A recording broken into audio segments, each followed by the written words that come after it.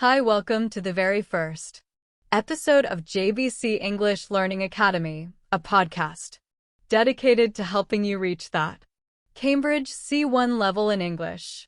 I'm Clara. And I'm Leo. I'm so excited to be starting this journey with all of you, wonderful listeners out there. This podcast is going to be absolutely transformative for your English skill. I just know it. Someone had their morning coffee.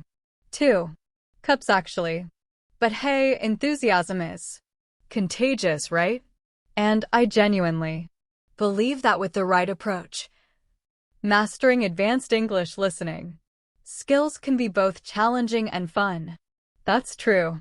Over the next 6 episodes, we'll be covering different aspects of listening comprehension that will help prepare you for the Cambridge C1 exam.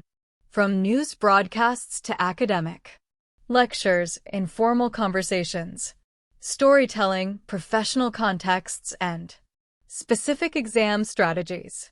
And today, we're kicking things off with navigating news and current affairs, one of my favorite topics because staying informed is so empowering.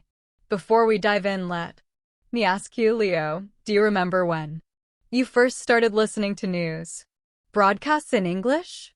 Was it challenging? Oh, definitely.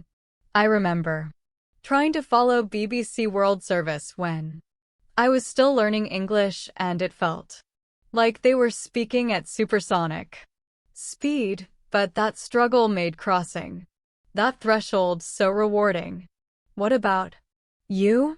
I actually avoided news in English for years because I found in the vocabulary so specific and the delivery so rapid I would miss key points and feel frustrated. That's exactly why we're addressing news comprehension. First, it's often a significant hurdle for language learners. But once you clear that hurdle, a whole world opens up. Shall we get started with our first segment on decoding news headlines? Let's do it. So headlines, they're designed to be attention-grabbing but concise, which creates unique linguistic challenges. Absolutely. Headlines are like little puzzles, and solving them is actually really fun once you get the hang of it. They often drop articles, auxiliary verbs, and use the present simple for past events to create that sense of immediacy. Good point. Take this example. PM faces backlash over new policy. There's no the before PM, no is before facing. And we don't know which policy or even which country's prime minister without context. That's such a perfect example. And headlines love abbreviations too. Next, PM, UN, WH. COP26. These can be particularly challenging if you're not familiar with the institutions or events being referenced. Let's not forget ambiguous headlines. My personal favorite was red tape holds up new bridge. Is the bridge being delayed by bureaucracy, or is red tape physically supporting the structure? That's brilliant. I love those double meaning headlines. I collected some in my teaching days. Here's another. Kids make nutritious snacks. Are the kids making the snacks? Or are they the snacks? The joys of English syntax. Exactly. When preparing for the C1 exam, it's important to practice reading headlines and predicting the content of the article. This develops your ability to understand implied context. And don't get discouraged if you don't understand every headline right away. I still sometimes get confused by headlines in the financial section, but it gets easier with practice. Every headline you decode is a small victory. Moving on to our second segment, political discourse and diplomatic language. This is where things get particularly nuanced. Oh, I find this fascinating. Political speech is an art form, sometimes frustrating, but always interesting. Politicians rarely say directly that something is bad. Instead, they might call it challenging or requiring further consideration. Yes, euphemisms are everywhere in political reporting. Economical with the truth instead of lying, revenue enhancement instead of tax increase, or downsizing instead of firing people. I remember watching a press conference after a clearly failed international summit where the spokesperson kept saying the talks were frank and productive discussions. Diplomatic code for they argued the whole time and accomplished nothing. But isn't it amazing how language can be so creatively deployed? You would find the positive spin in diplomatic failures, wouldn't you? But yes, it's important for C1 candidates to recognize this. Hedging language. Phrases like it appears that sources suggest or it could be argued that all indicate varying levels of certainty or commitment to the statement. Another thing I recommend listeners pay attention to is modality. Those modal verbs like might, could, should, and how. They're used to express possibility, obligation, or speculation. They're subtle, but so important in political discourse. And don't forget about passive voice, which is often used to avoid assigning direct responsibility. Mistakes were made, rather than the government made mistakes. Great point. I found that practice really helps with this. Try listening to political interviews with the specific goal of identifying when direct questions are being evaded. It becomes a bit of a game, and suddenly you're developing critical listening skills while having fun. Our third segment focuses on economic terminology and context, which can be particularly challenging even for advanced learners, but also incredibly useful. Understanding economic news gives you insights into so many aspects of daily life, from housing markets to job opportunities. I actually started listening to financial podcasts as a language learning technique, and it improved my professional vocabulary tremendously.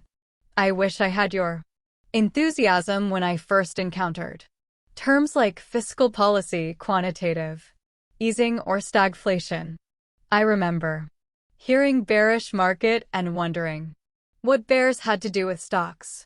Well, once you learn that bearish means prices are expected to fall and bullish means they're expected to rise, it all starts to make sense, and these animal metaphors actually make economic concepts more memorable. True. For our listeners preparing for C1, it's worth familiarizing yourself with how numbers and statistics are presented in news reports. You'll often hear phrases like rose by 2 percentage points versus rose by 2%, which mean different things. Absolutely. And news reports love comparative language when discussing economic trends. Outperformed expectations, fell short of projections, exceeded last quarter's growth. These comparisons are key to understanding the significance of the numbers being reported. Financial news also has its own forecasting language. You'll hear analysts saying things like, the outlook remains uncertain, or markets are expected to rebound. Understanding these predictions is important for the exam. I find it helpful to visualize the graphs they're describing.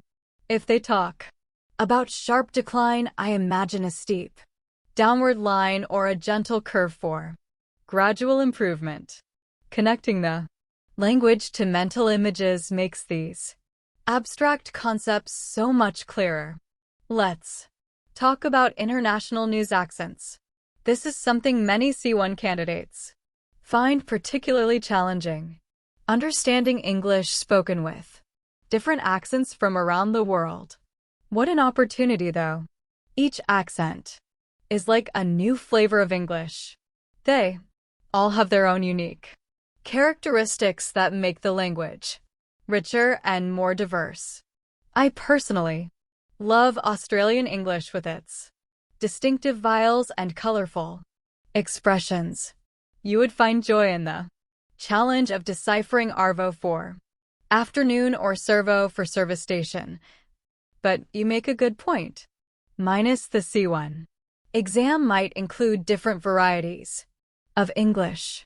So, it's important to expose yourself to speakers from the UK, US, Australia, Canada, and other English-speaking countries. Absolutely. And don't forget that within each country, there are regional accents, too. I remember when I first heard a strong Scottish accent in a BBC interview. It took real concentration to follow. But now I find it much easier because I've trained my ear. Speaking of training your ear, one effective practice technique is to listen to international news channels like CNN, A Laser English, or ABC Australia, and compare how they cover the same story. That's brilliant advice. You not only practice with different accents, but also get multiple perspectives on world events. It's win-win. I started doing that during the pandemic and found it so engaging that I've continued the habit. Regional terminology is another aspect to be aware of. American English might use gas prices while British English refers to petrol costs. These variations can appear in news reports, and embracing these differences makes listening so much more interesting. I've started keeping a little notebook of different terms I hear across English varieties. It's become a fascinating linguistic collection. The diversity of English is truly something to celebrate. Our final segment today is on critical listening practice, which is essential not just for the exam, but for being an informed consumer of news. This is so important in today's information-rich world. Being able to distinguish between facts, opinions, and biased reporting is an incredibly valuable skill. And the good news is that developing this skill in your second language actually enhances your critical thinking overall. Listen for language that signals opinion rather than fact. I believe in my view. It seems that versus factual reporting, which tends to be more direct and typically cites sources or specific data, and pay attention to emotive language too. If a news report describes something as disastrous rather than simply negative, or breakthrough rather than development, that could indicate a particular stance or bias. For the C1 exam, note-taking is a crucial skill. I recommend the Cornell method, where you divide your page into sections for notes, key questions, and summary.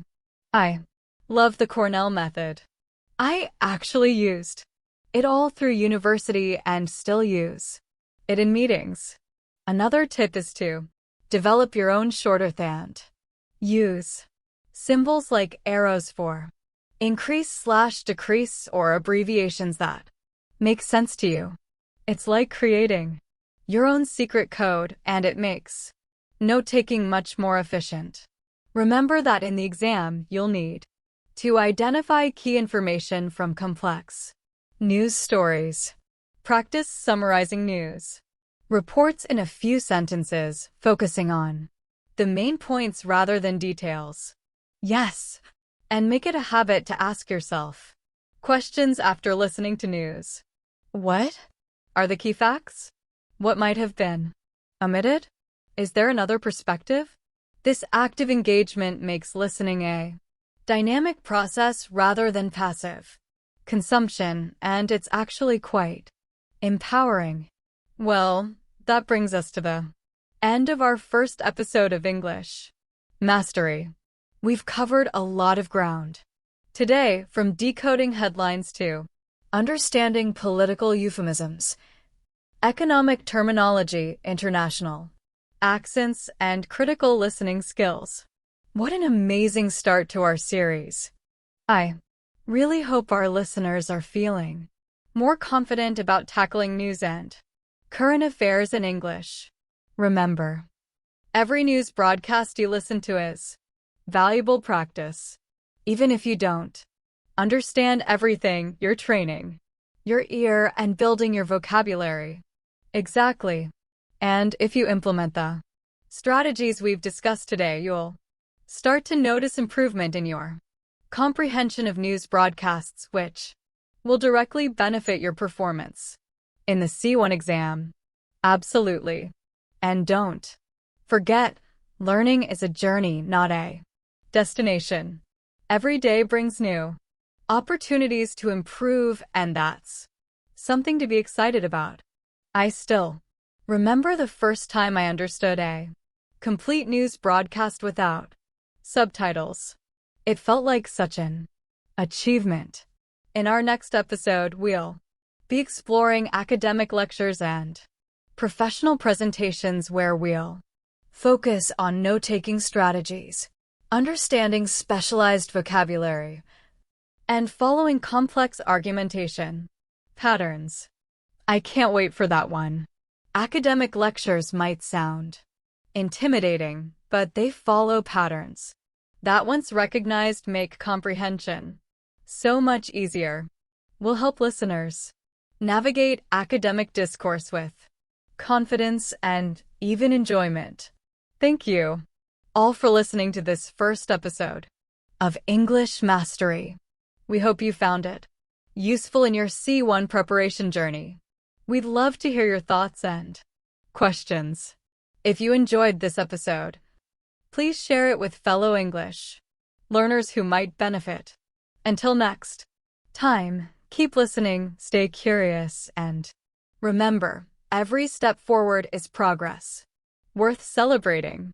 Hello everyone, and welcome to the very first episode of English Insights, the art of academic and professional communication. I'm Clara, and I am absolutely thrilled to be launching this series with all of you today. And I'm Leo. Claire and I will be your guides through the nuanced world of academic and professional communication in English. I've got to say, I'm really excited about this project, though probably not quite as excited as Clara is. Oh, come on, Leo. This is going to be amazing.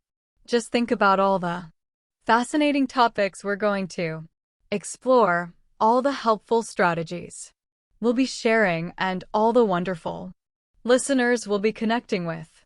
How could you not be over the moon about this? I'm excited. Just measured excitement, something you clearly don't understand. Life's too short for measured excitement. But okay, let me tell our listeners what they can expect from this series. We'll be examining effective communication strategies from renowned experts across linguistics, pedagogy, and public speaking, all focused on helping you communicate complex ideas to diverse audiences. Right. And today's episode is Foundations of Effective Academic Communication. We'll explore core principles of successful academic presentations and lectures in English, from linguistic clarity to audience engagement techniques I actually used to be terrified of public speaking in college. Can you believe that? But once I learned some of these foundational techniques we're discussing today, everything changed. Now I can't wait to share what I've learned. Let's dive into our first segment, the architecture of academic discourse. This is really about the structural elements that make for effective lectures and presentations. Structure is everything. I remember attending this conference last year, where the speaker had brilliant ideas, but presented them in such a jumbled way. Even I, eternal optimist that I am, struggled to find the silver lining in that presentation. That's exactly the problem when it comes to academic discourse. Organizing complex information logically is crucial. Without a clear structure, even the most groundbreaking content can fall flat. Absolutely. And the good news is that creating a strong structure isn't that difficult. The most effective presenters typically start with a clear roadmap, telling the audience exactly what they'll cover and in what order. True. And there's research backing this up. Studies in cognitive processing show that audiences retain information better when it's presented with explicit organizational cues. It reduces the cognitive load and allows listeners to focus on content rather than trying to figure out where things are going. I love how you always have the research handy, Leo, and transitions between concepts are just as important as the structure itself. Those verbal bridges help audiences follow along as you move from one point to another, right? Those transitions can be simple phrases like moving on to our next point or more sophisticated connections that show relationships between ideas. The key is being intentional about them and finding that perfect balance between depth and breadth. You want to go deep enough to be meaningful, but broad enough to be comprehensive. It's like when I'm gardening, I need to plant each seed at just the right depth for it to flourish. Let's move on to linguistic clarity in academic settings. This can be particularly challenging because academic language often deals with complex abstract concepts. But that's what makes it so exciting. Finding ways to make those complex ideas accessible to everyone.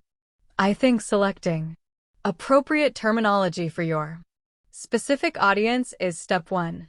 Definitely, there's a real skill to gauging your audience's familiarity with specialized terminology.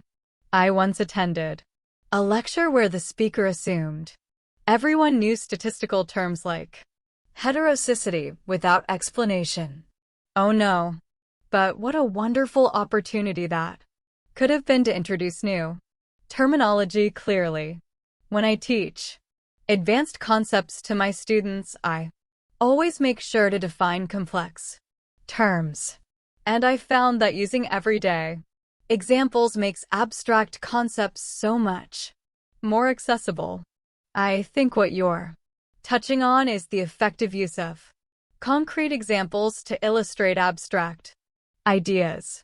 There's cognitive research suggesting that concrete examples create stronger memory traces and aid comprehension. Exactly. And I always encourage people to use analogies when explaining difficult concepts. They create these wonderful bridges between what someone already understands and what they're trying to learn. Just be careful with analogies, Claire. They can sometimes break down or create misconceptions if the mapping isn't precise. I've seen that happen in science communication especially. That's a fair point, but I still think the benefits outweigh the risks. And speaking of risks, let's talk about common linguistic pitfalls in academic English. Even small things like overusing passive voice can make presentations harder to follow. Our next segment focuses on principles of audience engagement. In my experience, this is where many academic speakers struggle the most. But it's also where the magic happens. When you truly connect with your audience, the whole room just lights up. I absolutely love that feeling. Not everyone finds it So natural, Clara. For many academics, there's a tension between maintaining scholarly rigor and creating an engaging presentation, but they're not mutually exclusive. You can definitely have both. It starts with understanding your audience's background and expectations. When I'm preparing a presentation, I always think about who will be there and what they're hoping to learn. That's a good approach. Research in educational psychology shows that presentations aligned with audience expectations and prior knowledge lead to better learning outcomes. It's about finding that cognitive sweet spot and creating intellectual curiosity is such a powerful tool. I love starting presentations with a provocative question or surprising statistic. It immediately gets people interested in what's coming next. Maintaining that attention throughout is the real challenge, though. The research on attention spans is pretty sobering. Even in academic settings, attention typically begins to wane after about 10 to 15 minutes. That's where variety comes in. Changing your delivery method every so often, switching between explanations, examples, questions, and visual elements can keep everyone engaged. I used to think my presentations had to be perfect and polished, but I've learned that authentic enthusiasm goes much further than perfection. There's also the challenge of balancing formality with accessibility. Academic speakers often err on the side of being overly formal, which can create distance between them and the audience. So true. Some of the best academic talks I've attended have had moments of humor or personal connection. Those human touches don't diminish the scholarly content. They enhance it by keeping the audience connected. Let's discuss the role of prosody in academic speech. Something people often overlook but is incredibly important. Oh, I love this topic. The music of language makes such a difference. The way we use pauses, emphasis, speech rate, it all contributes to how well our message lands. The strategic use of pauses is particularly powerful. Research shows that brief pauses before key points increase retention of those points, but many speakers rush through important information. I used to do that. I was so nervous that I'd just speed through everything. Now I consciously slow down for important concepts and give people time to process. It's made such a positive difference in how people respond to my talks.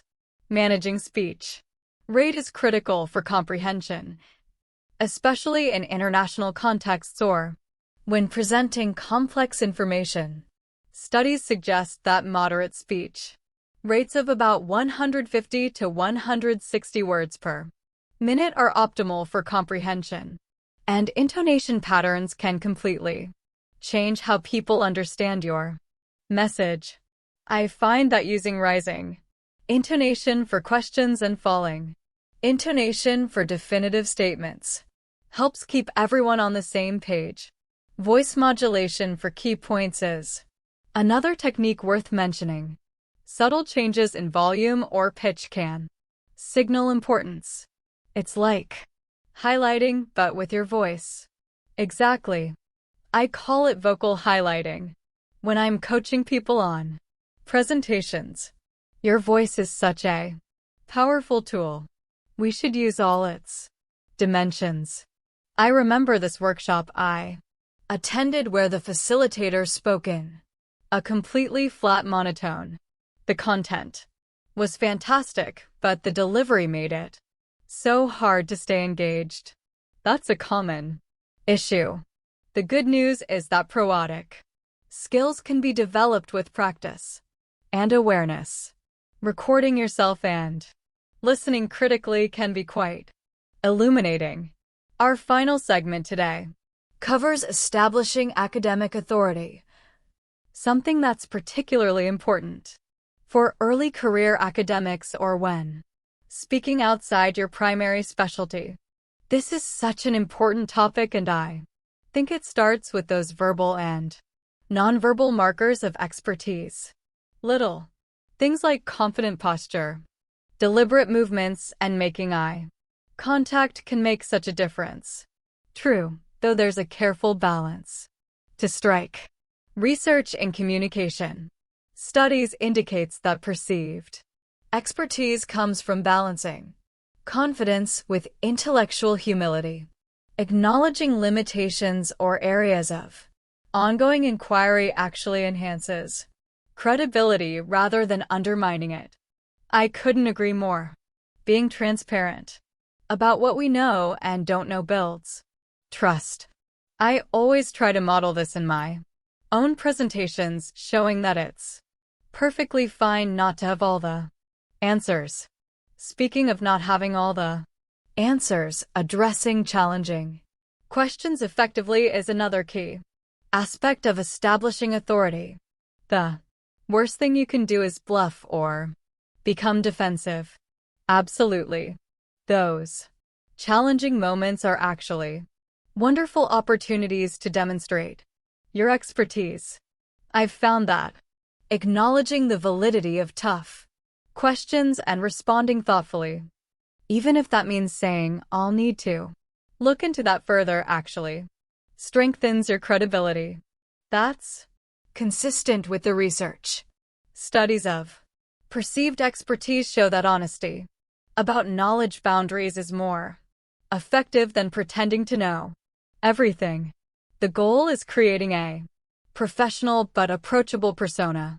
Yes, I think of it as being both the expert and the guide. You're demonstrating your knowledge while also bringing your audience along with you.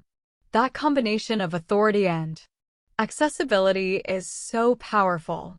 It's worth noting that establishing authority looks different across cultural contexts. What signals expertise in one setting might seem arrogant or insufficient in another. Cultural awareness is important here. That's such a good point, Leo. And actually, that's something we'll be diving into more deeply in episode 4, when we discuss navigating cultural and linguistic diversity. I can't wait for that one. Wow, we've covered so much ground today. From the structure of academic discourse to linguistic clarity, audience engagement, prosody, and establishing authority. I'm feeling so energized by all these ideas. It's definitely a lot to take in. If I could summarize our key takeaways, effective academic communication requires intentional structure, clear language with well-defined terminology, audience awareness, strategic use of voice, and a balanced approach to establishing expertise. And the wonderful thing is that all of these skills can be developed with practice and awareness. Even the most technical or complex material can be presented in ways that engage and enlighten audiences when we apply these principles. In our next episode, we'll build on these foundations to explore crafting compelling arguments and explanations. We'll dive into rhetorical techniques, evidence presentation, and logical structures that make complex ideas both accessible and convincing. I'm already looking forward to it. We'll talk about the anatomy of academic arguments, evidence presentation strategies, and the art of academic explanation. It's going to be fantastic. We'll also cover narrative techniques and academic discourse, addressing complexity and nuance, and rhetorical devices for academic impact. Thank you so much for joining us for this first episode of English Insights, the Art of Academic and Professional Communication. If you enjoyed today's discussion, please share it with colleagues or friends who might find it helpful. And if you have questions or topics you'd like us to address in future episodes, feel free to reach out.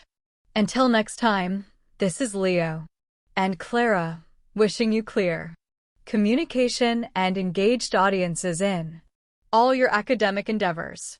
See you next time. Hello and welcome to English Mastery. I'm Clara and I'm so excited to be starting this journey with all of you today. And I'm Leo. We've been working on this podcast series for months now, and I can't tell you how thrilled I am that it's finally happening. That's right. English mastery is all about taking your vocabulary to that next level, specifically focusing on C1 level vocabulary and beyond. Because, let's face it, when you're at an intermediate level in English, sometimes it feels like you've hit a plateau, right? Absolutely. I remember when I was learning Spanish, there was this point where I could communicate just fine, but I couldn't express myself with the precision or sophistication that I wanted. It was so frustrating. And that's exactly the gap we're addressing in this series.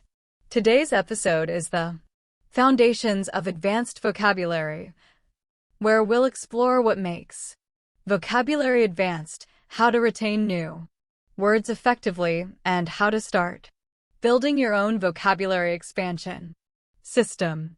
Plus, we'll dive into word families, contextual learning, and setting realistic goals for your vocabulary journey. So much goodness packed into one episode. Absolutely. And in future episodes, we'll be tackling nuanced vocabulary, academic and professional terminology, figurative language, conversation skills, and building sustainable vocabulary systems. But today, we're laying the groundwork for all of that. I can't wait to dive in. Shall we get started? Let's do it. So, let's start by understanding what actually defines C1 level vocabulary. For those unfamiliar with the CFR framework, that's the common European framework of reference for languages, C1 is considered advanced proficiency, right? And vocabulary at this level is characterized by greater precision, nuance, and appropriateness to specific contexts. We're talking about moving beyond basic synonyms to words with specific connotations and usage patterns. Exactly. I found this perfect quote from 5-Minute English that really sums it up. Building a strong vocabulary is essential for effective communication, both in spoken and written English. But what's interesting is the gap between V2 and C1 vocabulary usage. Oh, that gap is huge. At V2, you're functional.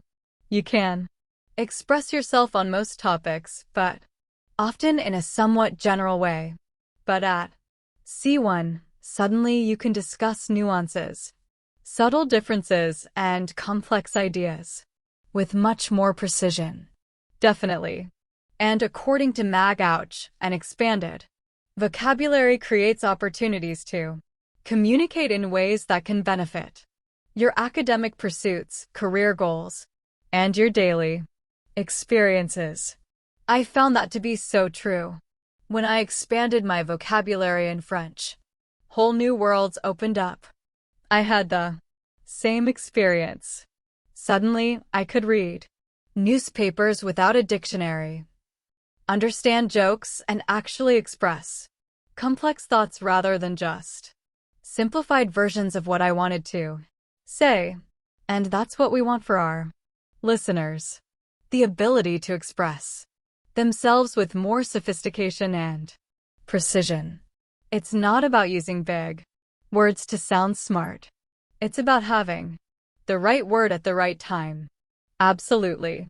One thing I always tell my friends who are learning English is that advanced vocabulary gives you a kind of linguistic freedom. You're no longer constrained by a limited set of words, trying to express complex ideas. That's such a great way of putting it, Leo. It's like having a bigger toolbox. You can choose exactly the right tool for the job rather than making do with the few basic tools you have. Now that we understand why C1 vocabulary matters, let's talk about the psychology of vocabulary retention. Because learning new words is one thing, but actually remembering them, especially when you need them in conversation, that's something else entirely. Oh, this is such an important topic. Our brains are fascinating when it comes to learning vocabulary. Did you know that we typically need to encounter a word multiple times in different contexts before it really sticks? I didn't know the exact science behind it, but that definitely matches my experience. There's this phenomenon called the forgetting curve that actually shows how quickly we forget new information without reinforcement. Exactly. The forgetting curve was identified by Hermann Ebbinghaus, and it shows that without reinforcement, we forget about 70% of what we learn within 24 hours. Pretty shocking, right? That explains so much about my college experience. But the good news is that with space, repetition, reviewing words at increasing intervals, we can dramatically improve retention. Absolutely. And another critical factor is creating meaningful connections to new vocabulary. Our brain remembers things better when they're connected to emotions, stories, or personal experiences. I find that so true. Like last year when I learned the word serendipity, I was having coffee with a friend I hadn't seen in years who I ran into by complete chance, and she used that word to describe our meeting. I've never forgotten it since. That's the perfect example. The emotional engagement made that word stick. Magouch mentions this idea too, saying, understanding how a word is used in context is one of the best ways to not only remember the word's meaning, but to understand how English sentences are constructed. Context is crucial, and it actually leads perfectly into our next segment about word families and morphology. Let's dive into word families and morphology, which is basically how words are formed. Understanding this can exponentially increase your vocabulary with much less effort. Exactly. Rather than learning individual words in isolation, you can learn entire word families. Take the root word construct, for example. From that we get construction, constructive, reconstruct, deconstruct, do constructively, reconstruction, constructionist. See how many words come from just one root? And if you understand how prefixes and suffixes work, you can often guess the meaning of words you've never seen before. Absolutely. Prefixes like where, meaning again, unmeaning not, or priming before. These small additions completely change the meaning of the base word. 5-Minute English actually has a whole lesson on prefixes using pre, re, and sub. I love learning that way, and suffixes are just as important, like able, meaning capable of being meant to form nouns or to turn something into a verb. The beauty of this approach is that instead of memorizing 10 separate words, you're understanding a pattern that applies to hundreds of words. It's so much more efficient. Definitely. Let's try a quick exercise. Take the word up here. What word family members can we identify? Great example, we have appearance, disappear, disappearance. reappear. And from Aguch's advanced vocabulary list, they mention apparent, which means obvious or visible, coming from the same route. Perfect. They give the example, it was apparent to me that he was a trained dancer, but the others had no idea. And we could also add, apparently transparency, appellation. This is such a powerful approach. Recognizing these patterns not only helps with understanding new words, but also with spelling and pronunciation. Absolutely.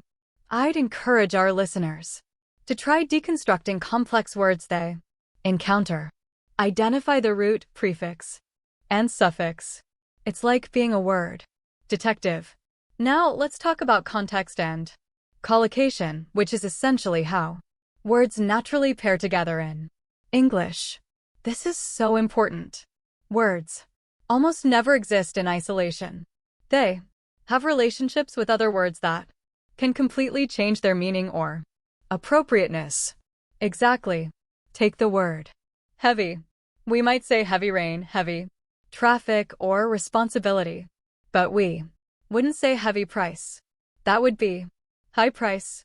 Great example. These partnerships between words collocations often don't follow logical rules. They're just the way native speakers conventionally use the language. And mastering these collocations is one of the key differences between intermediate and advanced speakers. 5-Minute English highlights this, saying they focus on providing context and practical usage. Examples, helping you understand not just the meaning of words, but also how to use them correctly in sentences. That reminds me of when my Swedish friend kept saying she was taking a coffee instead of having a coffee. The meaning was clear, but it immediately identified her as non-native. I've been there. When I was learning Portuguese, I once told someone I was making a decision instead of taking a decision. They understood me, but they also corrected me immediately. It's those little things that make such a difference. Magouch points this out too. Understanding how a word is used in context is one of the best ways to not only remember the word's meaning, but to understand how English sentences are constructed. So, what are some good tools for identifying common collocations? Great question. Collocation dictionaries are fantastic, both online and physical versions. Also, corpus tools like the British National Corpus or the Corpus of Contemporary American English let you see how words are used in millions of real examples. And don't forget good old reading. Paying attention to word partnerships in authentic texts is probably the most natural way to absorb collocations. Now, let's talk about setting your vocabulary expansion goals. It's so important to be intentional about this process. Absolutely. I think many learners make the mistake of being too ambitious, like trying to learn 50 new words a day. That's just not sustainable. Exactly. Quality always beats quantity when it comes to vocabulary acquisition. Couch has a great tip about this.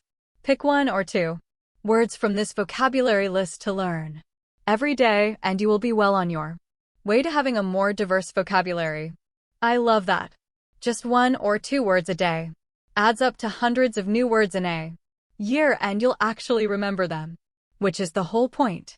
Yes, and it's important to choose vocabulary domains that are relevant to your specific needs.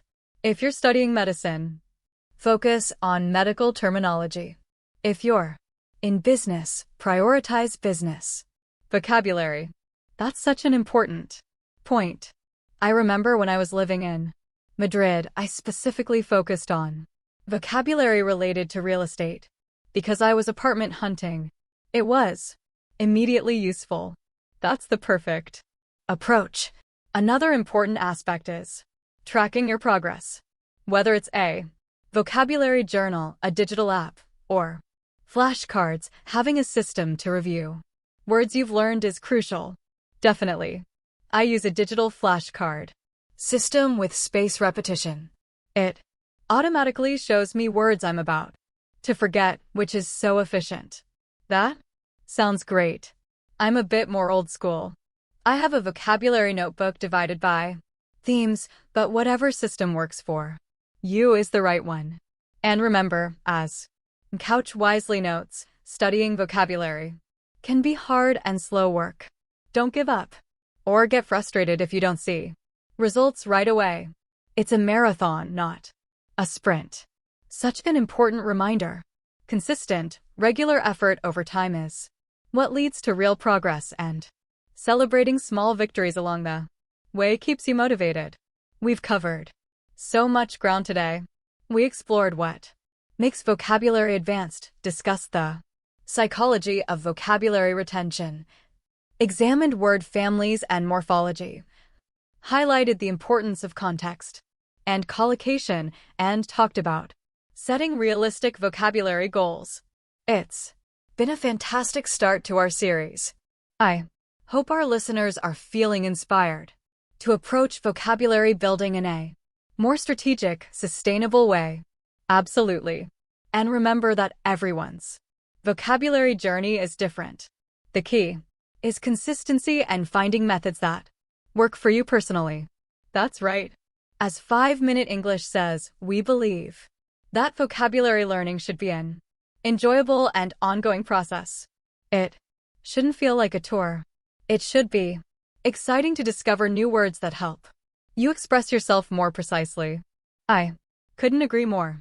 And speaking of precise expression, that's exactly what we'll be focusing on in our next episode. Precision in expression. Nuanced vocabulary. Yes, we'll be exploring the subtle differences between similar words, examining connotations versus denotations, and looking at how to select the perfect word for any context. I'm already looking forward to it. We'll also discuss gradable and non-gradable adjectives, register and formality, and vocabulary for expressing nuanced opinions. It's going to be another vocabulary-packed episode. Until then, I encourage everyone to start implementing some of the strategies we discussed today. Maybe choose 1 or 2 new words to learn, or try deconstructing some complex words you encounter into their roots and affixes. Great suggestions. And if you enjoyed today's episode, please share it with friends who might benefit from boosting their advanced vocabulary. We'd be so grateful. Absolutely. Thank you all for joining us for this first episode of English Mastery. We'll be back soon with more vocabulary insights and strategies. Until next time, see you then. Hello and welcome to Linguistic Nuances, Decoding the Subtleties of English. I'm Clara, and with me is my wonderful co-host Leo. We're absolutely thrilled to kick off this new podcast series with you today. That's right, Clara. I'm Leo, and I couldn't be more excited about launching this series. Today is April 28th, 2025, and we're embarking on a fascinating journey through the rich landscape of the English language. Our goal with this podcast is to explore those subtle yet powerful aspects of English that can dramatically change the way we communicate. We'll be diving into everything from word choices to sound alikes that trip up even the most advanced speakers. Absolutely. And I think our listeners are going to love how practical this information is. Whether you're a native speaker looking to refine your communication, or an advanced English learner aiming for that extra level of precision, these episodes will give you those aha moments that make language learning so rewarding. So true. And today we're starting with a topic I absolutely love: connotation versus denotation, the emotional palette of words. We're going to explore how words carry both literal meanings and emotional associations that can dramatically alter communication. I can't wait to get started. I've actually been collecting some great examples all week for this episode. My wife kept asking why I was making notes every time someone said something interesting on TV.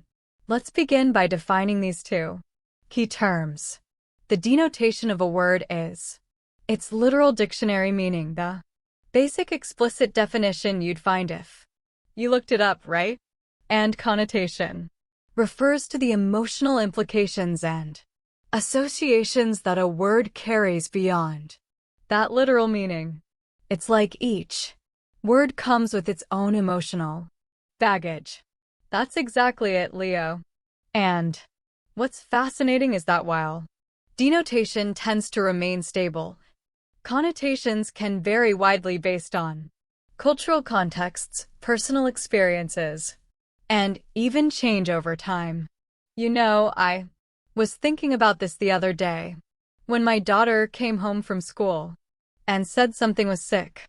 I was momentarily concerned until I remembered that for her generation, sick has a positive connotation. It means excellent or amazing. That's a perfect example. The denotation of sick refers to illness or poor health. But for younger generations, the connotation has completely flipped to something positive. And this gap between denotation and connotation is where so much linguistic richness lives. Absolutely.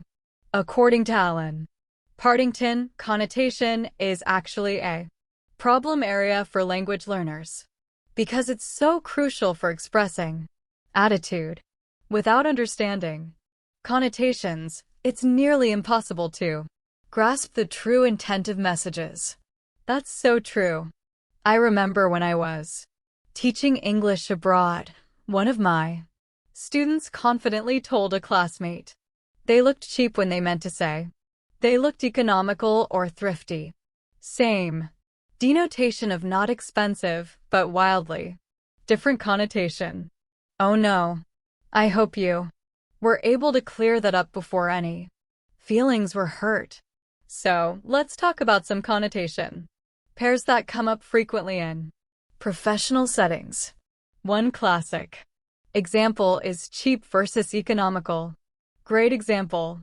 Both words denote something that doesn't cost much money, but cheap often carries a negative connotation of poor quality or even tackness, while economical has a positive connotation of being smart with resources. Exactly. This distinction becomes so important in workplace communication. Imagine telling a client you found a cheap solution to their problem versus an economical solution. I actually made that exact mistake in my first job out of college.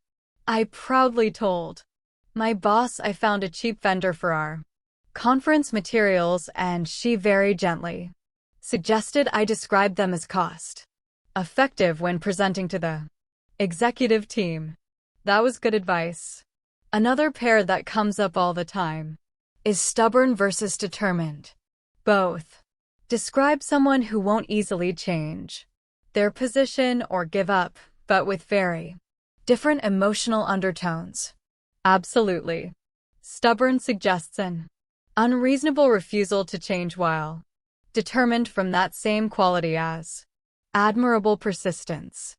I'm sure we all know people we might describe as determined to their face, but stubborn behind their backs. Leo, too real, but also very true. And these word choices can significantly impact workplace dynamics and how people are perceived. Another pair I love is curious versus nosy. Oh, that's a great one. Both refer to someone who asks questions and seeks information. But curious has a positive connotation of intellectual engagement, while nosy suggests inappropriate prying into matters that don't concern you. Exactly. And I've noticed that gender often plays a role in which term gets applied. Women asking questions in the workplace might be labeled nosy, while men doing the same thing might be described as curious or thorough. That's an excellent point about how connotations can reinforce biases. It's something we should all be mindful of in our language choices. What's fascinating about connotations is how they can shift over time and across different cultures. Words don't stay static in their emotional associations. Absolutely. One of my favorite examples is the word literally, which traditionally denoted something that actually happened, but now it's often used as an intensifier, with a connotation completely opposite to its denotation. Yes, when someone says, "I literally died laughing," they obviously didn't actually expire. The connotation has evolved to mean, figuratively but emphatically, it drives language purists crazy, but it's a perfect example of how connotations change. And awesome is another great example. It used to denote something that inspires genuine awe or fear, like the awesome power of a hurricane. Now, it's just, well, awesome, like a good sandwich or a fun movie. Exactly. The connotation has shifted from something truly monumental to just something generally positive. I find the regional variations fascinating too. Even within English-speaking countries, the same word can carry different connotations, like how biscuit means something completely different in the UK versus the US, or how thongs refers to footwear in Australia, but something quite different in America. Yes, and technology has had such an impact on connotations too. Think about words like tweet or viral. Their primary connotations have completely transformed in the digital age. That's so true. Viral used to have exclusively negative connotations related to disease, but now it can be something content creators actively strive for. And social media has definitely accelerated these connotation changes, hasn't it? Absolutely. What might have taken decades in the past can now happen in months or even weeks as terms spread across platforms. Remember when Karen was just a name without particular connotations? Oh wow. Yes. And now it carries very specific connotations about entitled behavior that happens so quickly. Let's talk about connotations in academic writing and presentations, which is a context where being precise about these emotional shadings becomes particularly important. Definitely in academic contexts, there's often this illusion of complete objectivity, but word choices still carry connotations that can subtly influence how research is perceived. Exactly. Take terms like claims versus argues versus demonstrates when referencing another scholar's work. All denote a similar action of presenting an idea, but the connotations range from skepticism to endorsement. That's such a good point. If I write Smith claims that climate change is accelerating, it sounds like I might not agree. But if I write Smith demonstrates that climate change is accelerating, I'm implicitly endorsing their findings. Precisely. These subtle distinctions matter enormously in academic discourse.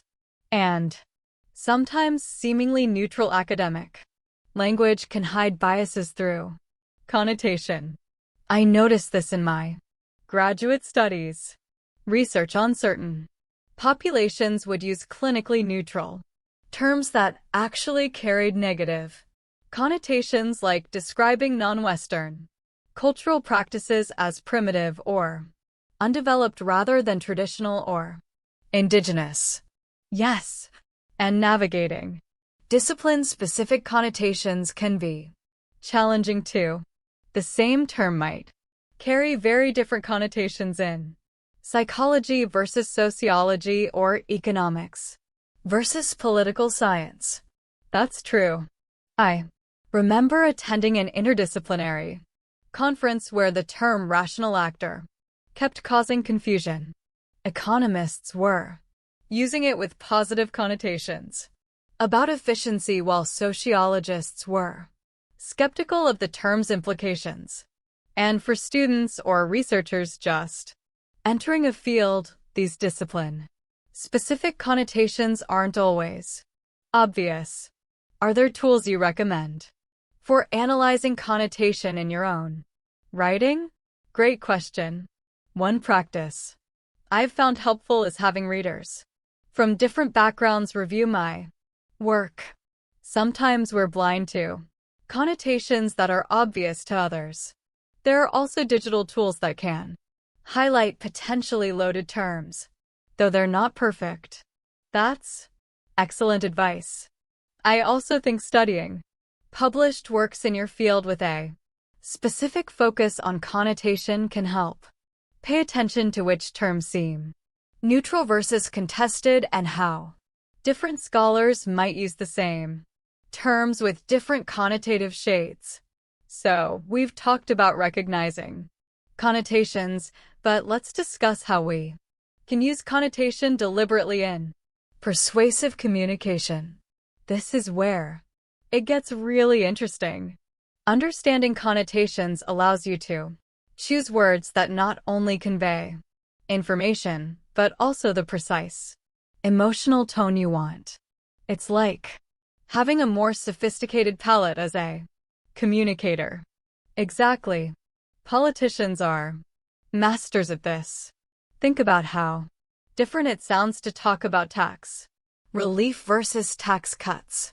The first connotes that taxes are a burden we need relief from, while the latter is more neutral. Or inheritance taxes versus death tax. Same denotation, completely different emotional framing. But this deliberate use of connotation does raise ethical considerations, doesn't it? Absolutely.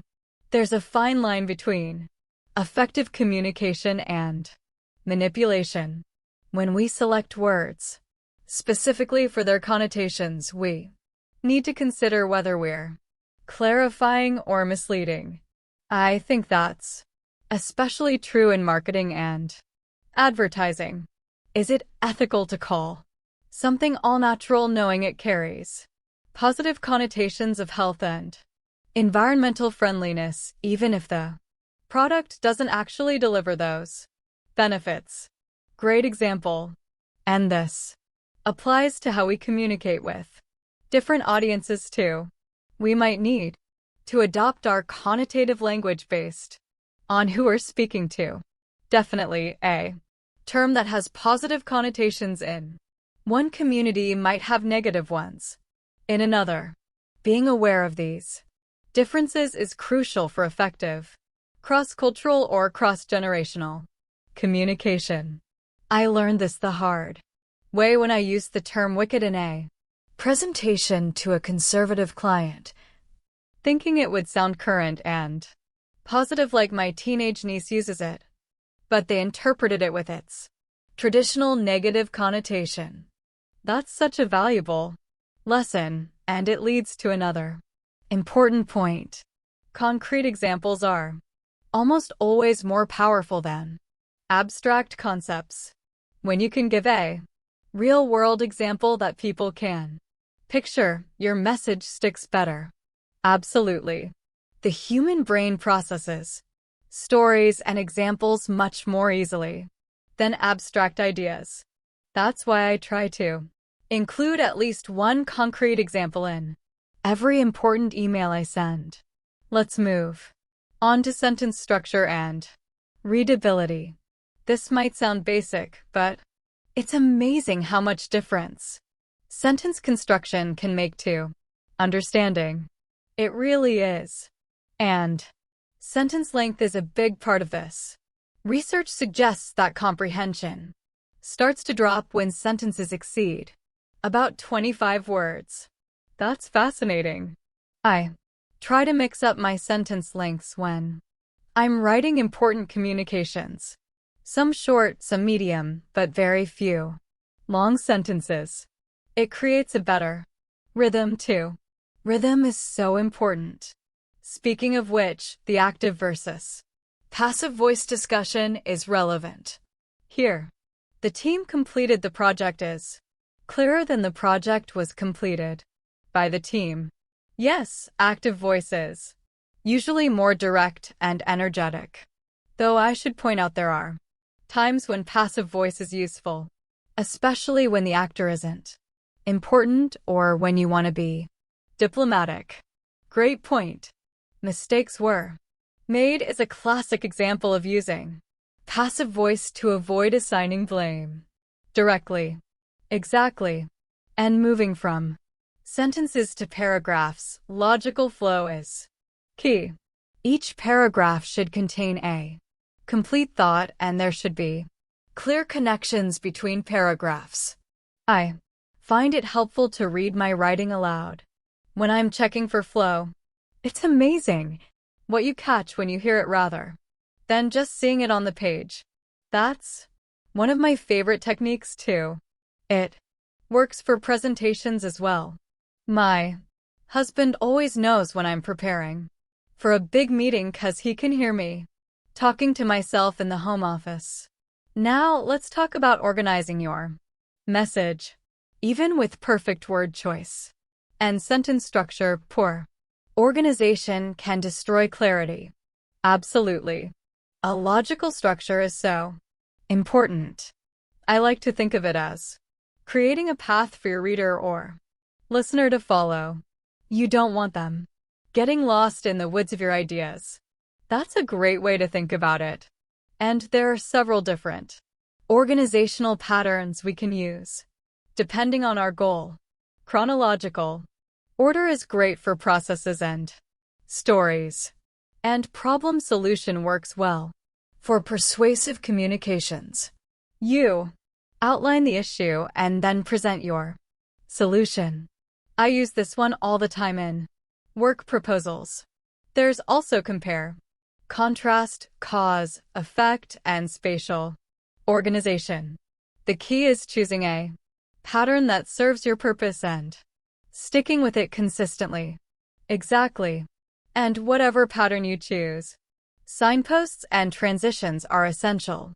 These are the verbal cues that help your audience follow along. Phrases like first, next, however, and in conclusion. Those small words do such important work. I still remember my college professor comparing transitions to the mortar between bricks. Without them, even great ideas don't hold together. Well, I love that analogy. And good transitions feel natural. They guide the audience smoothly from one idea to the next without calling attention to themselves. Let's talk about something practical. Self-editing techniques to ensure clarity. I found this is where so many people miss opportunities to improve their communication. Absolutely. We've already mentioned reading your work aloud, which is one of my favorites. It forces you to slow down and actually process what you've written. Yes. And another powerful technique is the fresh eyes approach. Set your writing aside for a day if possible, then come back and review it. You'll be amazed at what you catch. Thank you so much for joining today's lesson here at JBC English Learning Academy. If you found this video helpful, don't forget to like the video, subscribe to the channel, and leave a comment below telling me what you want to learn next. Your support helps the channel grow and helps me create more lessons for you. Take care, keep practicing, and I'll see you in the next class.